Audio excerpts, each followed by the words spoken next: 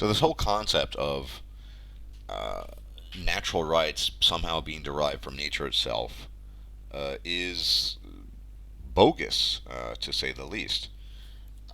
Because whilst we do have inclinations towards some kind of moral system based roughly on they're not even principles, on urges of reciprocal altruism, they are inconsistent. They're highly inconsistent. I mean, the idea that natural rights, for example, are somehow equatable, say, with the laws of thermodynamics, which for the most part are inviolable. Uh,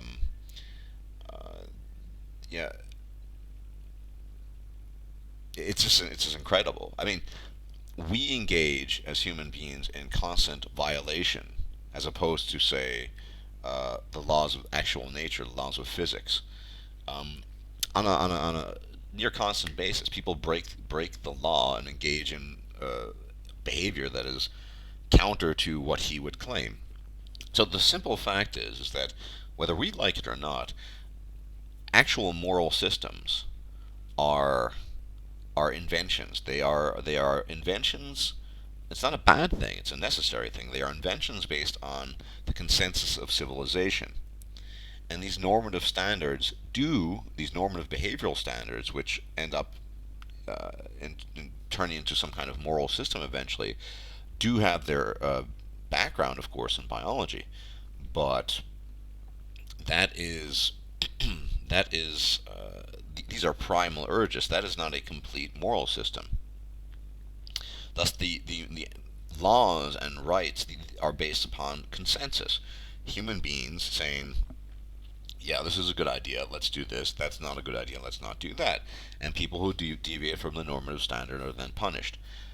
They have nothing to do with the laws of nature. I mean, it's absurd, lest you wish to claim that rocks have rights.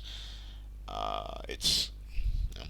So it's not only his philosophy, if you want to call it that, just totally off the wall, and he borrows heavily from. I mean, most of his stuff is just parodying stuff, snippets from guys like John Locke and Rand and the like.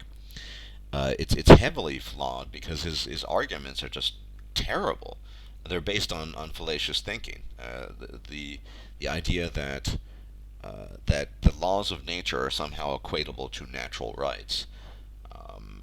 And whereas and at the same time he wants to follow that line of thought, and is oblivious or willfully ignores various examples in nature that don't add up to his argument, don't add up to him, and effectively contradict what he's claiming.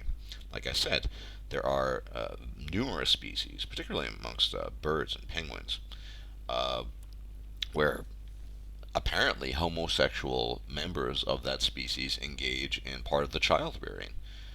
And according to Mr. A, as I said, this is just an example. It's not a pet peeve I have. He says that homosexuals should not be allowed to even be in any proximity to children whatsoever, and certainly not adopt. And tell that to an orphan child. Maybe a gay couple would be able to give him a better life than, I don't know, just hanging out in the orphanage his whole life. And of course, if you're a heterosexual couple with fertility problems, well, if you live in the brave new world of blocking mystery, you better just adopt as well, because you have no natural rights, because your wife or the husband or maybe both of you have some kind of problem with your body that isn't giving you the instant knock 'em up and pop out a baby effect that he claims is the natural right. Reproduction is a natural right. It's I mean, it's not even it's a process. It's not a right. It's just insane. Um, so yeah, then forget about it, because in the brave new world of blocking mystery, you're not going to have even be allowed to access any kind of biomedical technology. So, so this is, of course, the hallmark of, as I said, as a fascist, someone who tells a bully, a dictator who tells other people what they can or cannot do. This is not a libertarian. And people actually think this guy's libertarian are insane. I mean, anyone who bullies other people and tells them what to do, and then makes makes up lies. I mean, you saw Barbarossa's recent video where he literally lies about Barbarossa's familial background. You know, it's not only is it disgusting, it's just absurd. And this is which leads me partially to believe that he's on some level he suffers from some kind of personality disorder. I'm not sure which, because or maybe he's just blinded by hatred. I don't know. But the thing is that I find I could have just left this be, but he continues and persists on with this. Now it's ironic I find that he claims he is uh, an objectivist. That's what he claims. He's a stout stalwart and devoted follower of Ayn Rand. Now it's funny. Many years ago, many moons ago, when I was young, I called myself a Randian. But the fact is that his issue with MGTOW is that men choose to live in rational self-interest for themselves, a philosophical principle heavily espoused by Ayn Rand, and yet he chooses to live for the collective. In one of his more recent videos, he spouts on about natural rights and how MGTOW, we are a cult, of course, a cult of vermin. Hello, my name is Stardust, High Lord of the Cult of Vermin. We, just kidding. We who choose to invest our energy in ourselves and to the people that we choose to do so. We are, I don't know, all kinds of bad things, but certainly vermin, thugs, ghetto thugs. And he claims that we have no rights because we have no responsibility. Well, that's not true. We have a responsibility to ourselves and whomever we choose to have a responsibility to. So you see, this is once again bogus arguments. Whereas he claims this is the anti-collectivist, right? The anti-fascist. No, this is the collectivist fascist blocking mystery, who claims that people have obligations to society, to as opposed to their own individual person. He literally says this. He literally says this. Men going their own way have no rights because we have abdicated responsibility. To whom? We've not abdicated responsibility to ourselves. No, we've abdicated responsibility to the collective world at large, to women, to people like you blocking mystery, and to various others. It amuses me that people don't see this, that he just makes stuff up. So the real, I mean, and this is what you effectively see. Traditional conservatives are essentially tribalists, and tribalists by their very nature are collectivists. They only endorse what they, tribalistically speaking and collectively speaking, is good. And anything that falls outside of that paradigm, of course, is bad. Not only is it bad, it's to be shunned, and in the best of cases to be banned. I mean, you hear, I mean, these in vitro fertilization, uh, gay people adopting. If you choose not to live for collective society, you have no rights, apparently.